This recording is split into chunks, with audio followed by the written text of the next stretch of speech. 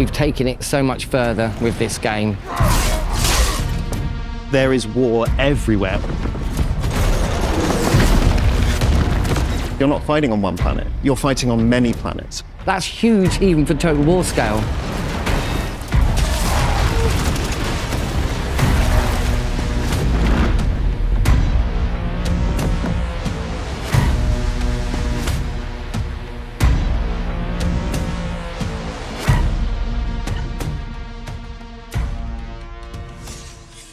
Welcome to Total War Warhammer 40,000 Developer Roundtable. I'm Nastya, Senior Community Manager on Total War.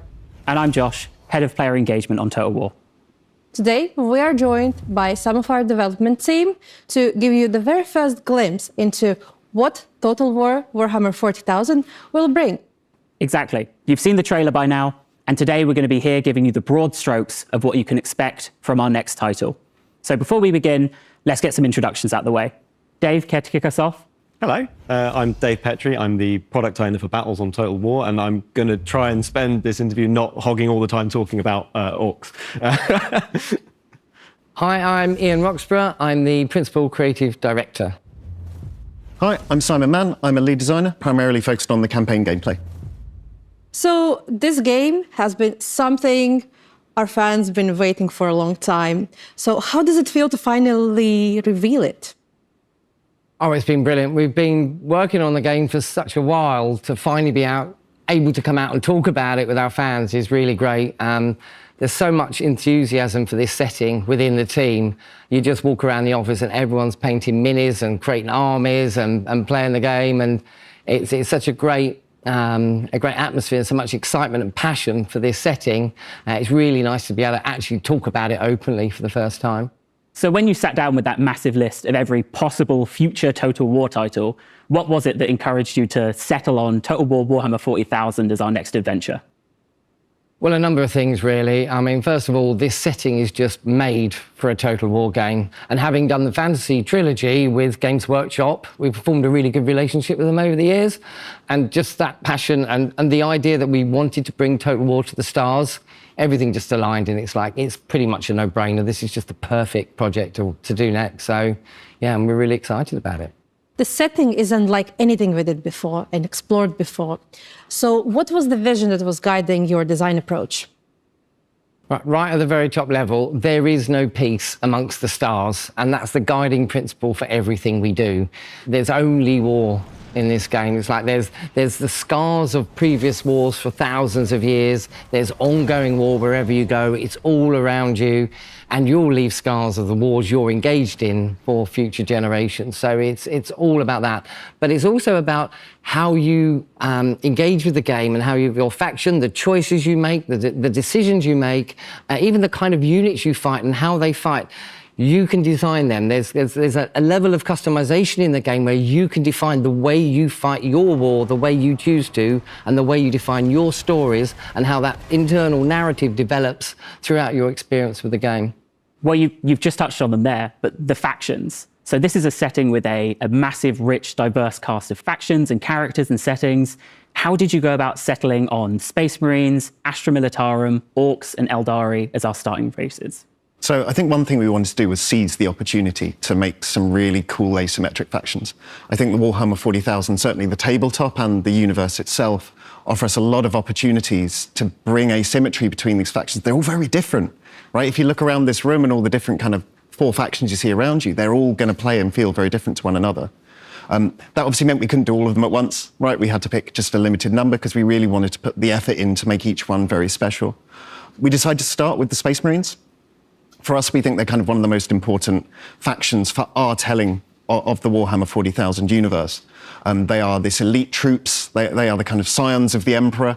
Their goal is to defend humanity and protect it from threats both within and without. But they're very limited, right? There's not lots of them. So when you're playing as them, you're not fielding tens of thousands of troops, right? You're fielding maybe kind of 100, 200 troops. But each one of those is worth 100 of any enemy. So they're really fun to play. And you're not controlling lots of units. So there's this kind of gameplay that feeds into that. We also really wanted to bring a faction that feels very Total War. We decided to go with the Astra Militarum because they are billions of men and women. Once again, they're all kind of part of the Imperium of Man. They're trying to defend humanity from the Xenos threats. But there are lots of them, right? Like, they are massed forces, regiments, there is artillery, there is front lines. It's something you'd see as a very military faction, right? Even down to their industrial complex, where they're building industry on planets and developing them in order to kind of fuel the machine and fund the development of more like tanks and infantry. So they kind of come in as a really nice kind of contrast to that, and a faction that I think a lot of more traditional Total War players will really vibe with, because it's got a lot of that kind of heraldry to it, as it were. I think the next faction that we chose to do was the Orcs. The Orcs are a really big part of the universe, but they're the enemy, right? We needed someone for the kind of Imperium to be battling against. And the Orcs, they are a massed green tide of kind of chaos and energy that's charging across a battlefield, armed with metal sticks and axes and whatever they can jerry-rig together. Rocket launchers on sticks, but also like vehicles, right, which they've repurposed from Imperial scrap. Right, they're literally deconstructing the Imperium to build their own kind of war machines, as it were. And they offer this kind of beautiful energy to the more kind of military regimented side that you get with the Imperium. Lastly, we chose to do the Eldari. We really wanted to kind of push the boat out a little bit and sort of really push what it means to be a faction within a Total War game, right? Like, they play totally differently to anything I think we've ever done in the past, right? I don't think we've done anything quite like this.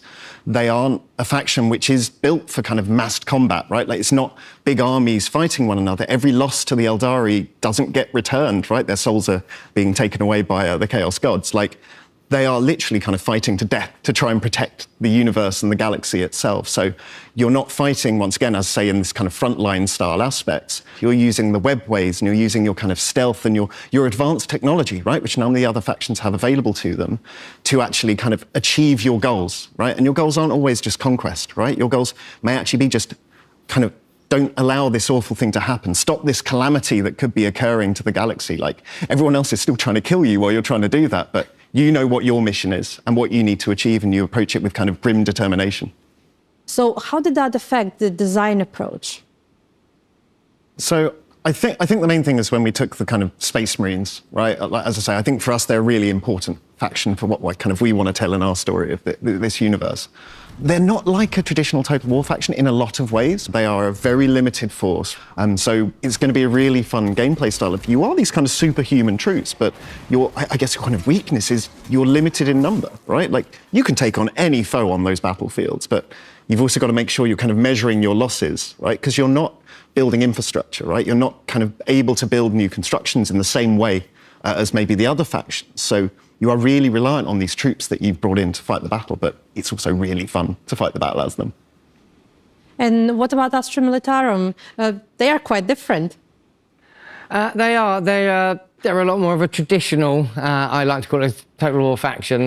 You know, massed ranks of infantry lines and artillery.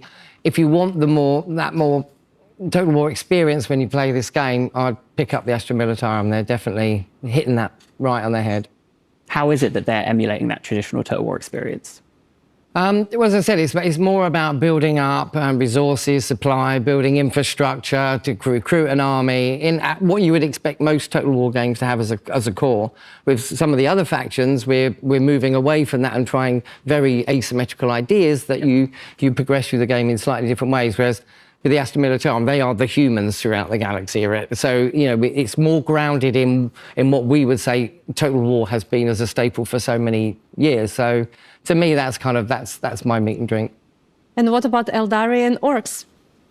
The Eldari have been really interesting for us, right? Like, as I said, I think sometimes a faction comes along and they're so unique that you kind of have to do them justice, right? Like, they are a dying race due to a kind of major cataclysm that has occurred to them many, many kind of eons ago. So they are kind of trying to prevent these cataclysms occurring, kind of more tragedy that could befall kind of humanity or any other race in the galaxy. They're not a faction that will fight toe-to-toe. You're utilizing your webway gates as a kind of traversal mechanism to move quickly from place to place, including moving to your craft world, a kind of off-map setup piece, which is actually where you're recruiting all your units. And you're setting up your various shrines, which allow you to access your more elite troops going through. So there's this really interesting gameplay here that, once again, a bit like the Space Marines, you're quite limited in number. Your troops are not a kind of infinite resource that you can use. You're actually kind of having to, once again, use them carefully because they're all a glass cannon. Every soul lost is a soul not returned, right? So you have to really pick your fights and kind of challenge your enemies. And then there are orcs. And then there are orcs. Go on, Dave, do it. They're much less about that sort of like weird, sneaky stuff like hiding. They're much more upfront about building up a huge mass of boys and basically smashing through the solar system, through the galaxy in a big, terrible war, right? When that comes to the campaign, there are actually some sort of parallels with the Astra Militarum, for example, in that there are loads of them. They are building up resources, but they are much, much more about building up momentum and continuing to fight and continuing to It's crumping with the lads. You know, it's continuing to fight and continuing to push forwards a front line and making sure that the boys don't get bored and start fighting each other, right? It's about taking him and his lads and basically smashing along and keeping that momentum up and making sure you've always got something interesting to sink a chopper into. Dave likes the orcs. I love orcs. Yeah. Wouldn't be able to tell. You've grown the scale for what we're fighting for from provinces to planets. How are you going to capture both the small details of planetary warfare and obviously the wider conflict? So it kind of starts with you're fighting on a planet, right? You're fighting in a battle, a kind of real-time experience. You've got thousands of troops kind of charging across the surface of a hive world, right? Kind of fighting in the streets of a hive city, firing powerful bombardments kind of at one another, either from orbit or from off field, right? And you're kind of fighting to take that hive city, maybe back for the Imperium in some manner. Zooming out a bit further than that, that was a battle on a planet, right? So once you complete that battle, you're now on the planet. You captured the region. Well done. The hive city, it's now yours. Because you've taken that hive city, you now have access to further resources and large populations of it, like billions of people are living in these hive cities. That affects your kind of campaign across that planet, right? Because you've captured that hive city, you've now got a staging point to advance across the other regions of the planet, each of which themselves would be a different kind of battle type. Kind of zooming up further to that, you then have your kind of fleets around the planet, right? Like your fleets are able to drop forces to where they need to be into kind of certain key regions. They're able to support with, as say, off-map bombardments, both in campaign and in battle. But then they're also able to kind of just ferry your troops. They are transport as well as that. And obviously, that's because you're not fighting on one planet. You're fighting on many planets as you go. You're traveling your forces kind of to many different front lines, many different battlefields, trying to take control of this overall planetary system. So your fleets are kind of your key motivator for that. And obviously, it's not just traveling planet to planet, right? Like there are anomalies, there are things to do in the space between as well. So there's a strategy layer that you're kind of having to interact with. We didn't stop there. Like, even better than that, like we are now offering you kind of a further context, right? Like, much like campaigns give a context to your battle, right? Capturing that hive city changed the way that you play. We are now saying that actually your campaign matters. The result of this campaign will change the kind of future of the galaxy itself, because we've moved up to this other layer where you're fighting in what we call a crusade theatre, which is a kind of area of the galaxy which is seen as a kind of hot point for conflict, with factions fighting one another. And in these key areas, you are fighting in systems. You're also sometimes just fighting pivotal battles as well. And that's the idea behind it, is you now have a context for it. It's not just a campaign and it's a one and done thing and you had great fun and it's over. It's a campaign, you had great fun, look what it's done to your next steps. What campaigns trigger from that? What battles come from it? How do you advance your faction after that? So when you go into the next campaign, maybe you are more prepared or even more powerful than you were previously. So the scars of your campaigns and your battles, they're all going to be shown on that crusade theatre level. But what's the worst thing you could do to a planet? You can destroy planets entirely. So pretty bad. It's pretty bad. Yeah. Unlike previous games as well, we obviously have let you raise cities, but there was always an opportunity to rebuild. But in the world of kind of Total War Warhammer 40,000, we are actually letting you just blow up and destroy a planet. It is a permanent action. There's no backseas, there's no takebacks. But also remember, it's not something that can be done frivolously, right? Like blowing up a planet by the Imperium is something requiring multiple layers of authorization. They would much rather throw away 1 billion human souls to reclaim a world than destroy it. However, there are extreme circumstances, and we do let you push the button. Fantastic. Well, assuming we have anywhere to fight, I have a very big question for you. There's been a lot of speculation about it. You know, it's such an integral part of Total War, and fans have gone back and forth on how we'd do it, how we wouldn't do it. Battles. How did you approach designing battles in Total War Warhammer 40,000? That is, oh, there we go. That is a massive question, and I think with anything of this scale, like the first thing that you do is you go to the source material, right? You go straight into the codexes, and you go into the tabletop, and you play it, and you really feel it, and you get to know all of the factions, all the potential factions, and the different combinations of things that can happen. You look at all the toys and the fun stuff that you can do there, and then you start to think, well, how can we sort of transpose that to Total War, right? And obviously scale is a big thing for us. So we thought, well, we need to make sure we have ways to bring in all sorts of stuff, make sure that you can, keep to sort of supplying the battlefield with your powerful units. So something that came as a real sort of natural occurrence was we have to have reinforcement play a really big part in what battles are. Again, not only for the scale, but also to create that sort of intrinsic link between the campaign. So now when we're playing, for example, Space Marines, who you've got sat on your fleet really, really matters, right? Because those are the people that are going to be able to come in via drop pod. They're going to be able to slam into the battlefield. We're going to talk about destruction. They can knock down buildings, right? They can destroy elements of the battlefield, change the battlefield, and they can start killing things where you need them to be, right? So the Space Marines can become all about that sort of like, Swiss Army knife approach to battle, right? And this is a fundamental part of the tabletop game. Absolutely. With all the factions, it's those reinforcements are a key part of that flavour, and it has to be therefore part of the Total War experience of it. Absolutely. So when you've got your units that you have specific roles for, they can sometimes now show up where you need them to if you sort of sequester them away in the right places. And we have different methods for each faction. Some are much more traditional. The Guard have less ways of interjecting directly into the battlefield. They might have to throw wave after wave of their own men up the battlefield in order to, arrive in time to make sure that they get there before the last unit that is probably now flagging might be running away. So to replace them in time to keep them hold that line. You have the Orcs in a similar fashion. They do have some incredible teleportation technology. You wouldn't believe it, but they do. So they can really zap things into the battlefield and do some pretty wild things there too. And then, of course, you have the Eldari with their webway gates and things like that. So the ability to sort of pop up in unexpected places. All of these methods allow you to bring your toys to the table where you need them, right? And that was a really, really big part of making sure we captured this and sort of evolved the gameplay.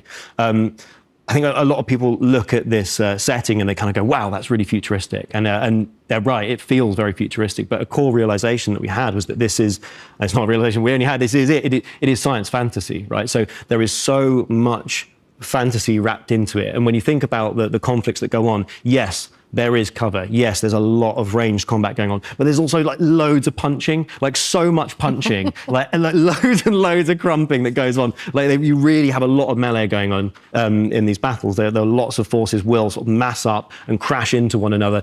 Practically every unit has some sort of combination of a thing that they can shoot you with and a thing that they can punch you with, right? Like in some cases, literally power fists, right? So there are like so many sort of very sort of familiar elements actually to it when you start to see and realize that there's a lot of sort of like fantasy drives in there, and so those massed armies still happen. There will be massive front lines crashing against one another. So yeah, there's loads of gutsy it's really stuff. like the reinforcement mechanics, the way you fight, even within a faction. It's so much more connected to that campaign experience and how you've teed up that particular setup for the battle, and that's key. It's fundamental to the core design as well. But also going back to, understanding that setting and the Warhammer 40,000 universe to that degree, it really brings out that in the game itself as well. So having a team that's just so ingrained in this for so many years, like Dave, and it really helps bring out those details, that it makes it authentic, and that's just such a fundamental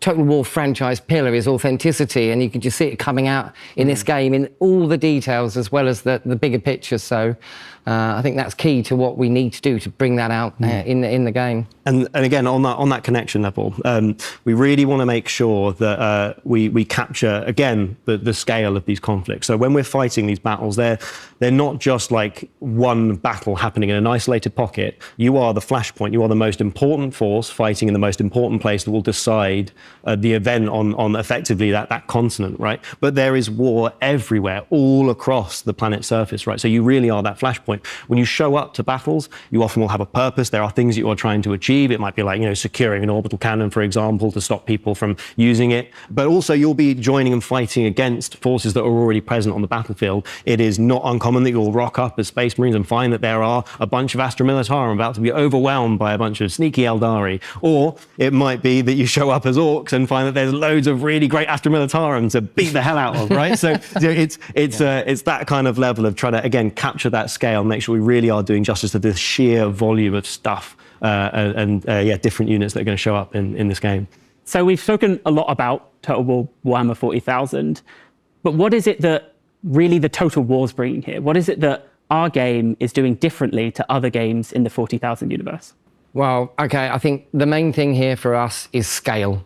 It's a fundamental Total War franchise pillar, for starters, but we've taken it so much further with this game. I mean, you literally hear the stuff Dave's talking about. You've got units and single entities on a battlefield, down there on the ground, and right from there, and the scale of the battles up to the scale of a region of a planet, to multiple planets in a system, to multiple systems across an entire galaxy. And that's huge even for Total War scale. And it's like we are over the next years going to develop this out, and all the content and everything that fills up that galaxy. But the gameplay and the decisions you make and the way you interact with the game is literally right from down there all the way across the galaxy. Fantastic. Yeah, and I think the kind of personalization of your kind of faction, its units, its style, it's even down to its mechanics, right? You're creating your faction, right? You're making something unique and personal to you, obviously attached to, hopefully, but I think that adds so much to us. Like I haven't seen anyone else really kind of going to quite the depths that we do. Like you can have different pattern types, you can have kind of different left and right color, you can set your pauldron, or like kind of your knee. Sorry, pauldron's up there. You can set your kneecap to a different color. You can have different decals around your faction. If you want to be a kind of like kind of an Ultramarines fanboy and have kind of like the sigil of Ultramar everywhere, you can do that. It's really fun, and we've generally found anyone who's playing it spends a lot of time on that bit, right? Because you really want to make your own faction and feel that, and it honestly is great. It really, really takes me back a long way. Finally, of everything we spoke about today, what are you the most excited about for our players to experience?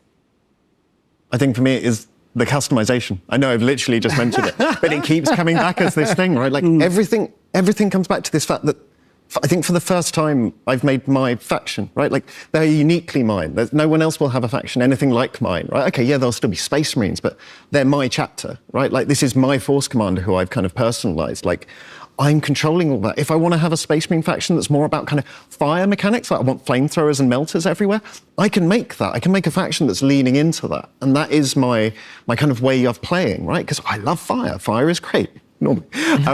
But that's the thing, is we're kind of letting you make your own kind of gameplay, essentially, right? Like, here are the problems, here are the challenges that the universe is throwing at you by battles and campaigns and flashpoints, but how do you solve that? How do you build the kind of ultimate faction to kind of deal with any problem that could be thrown at you? I think it's going to give so many kind of hours, maybe even years, hopefully, of like entertainment, of just making cool factions, hopefully sharing it with your friends and stuff like that as well, right? Like, and always comparing your kind of faction designs with one another. I'm really excited by that. Well, all of that as well. But for me as well, it's something that's very different now with Total War, the Crusade Theatre concept, where, we know how long a campaign can go on, how engaged you can be for hundreds of hours. I've done it myself for years, right? And then you go, great, that was a campaign. I invested so much time and effort. Now I'll start. It's very replayable. I'll start another one as a different faction. Great. But now you play that campaign, and that's another part of that jigsaw of your own internal narrative feeding onto a higher layer that moves gradually across the whole sector and then the whole galaxy. To me, it's that whole campaign experience just being a part of your journey, not the whole journey. And to me, that's so fundamentally new, and it just means it's just such a long-term experience beyond even our massive long campaigns for previous years. So that's the bit for me that stands out, I think. Dave? It's kind Orcs, of maybe? probably something to do with the orcs. Maybe. Maybe something to do with explosives. Probably. I think it's sort of like a litany of firsts, right? It's like, again, talking about the lance strike. It's the first time that you drag a lance strike across the battlefield, and the second time, and the third time when you use it to obliterate buildings, to drag across units. That sort of satisfaction is so super tangible. It's the first time you shoot a tank, right, and you see it veer off and hit a building, and again cause a bit more destruction, cause a bit more chaos. It's the first time that you use like a psyker's ability, right, and sort of blast apart an opponent, or see orcs teleporting in from somewhere unexpected. A weird boy going pew, and jumping a bunch of boys right up in your face, or vice versa, right? And there's all those moments are in there, and I think there's so much love and care for the source material in there, and I think there's a lot of little bits that people find and kind of go, wow, this is there's some good stuff here. And that concludes Total War Warhammer 40,000 Developer Roundtable. Big thank you to our developers, our guests today. And then we're going to be back later in 2026, and we will bring you more content. We're going to bring you battles, we're going to bring you campaign. And that's not all. We're going to go into deep dives, we're going to do blogs, videos, and all sorts of Q&As. So we will see you there. Absolutely. So thank you so much for tuning in, and another massive thank you from everyone here at the Total War Warhammer 40,000 team. We'll see you next time.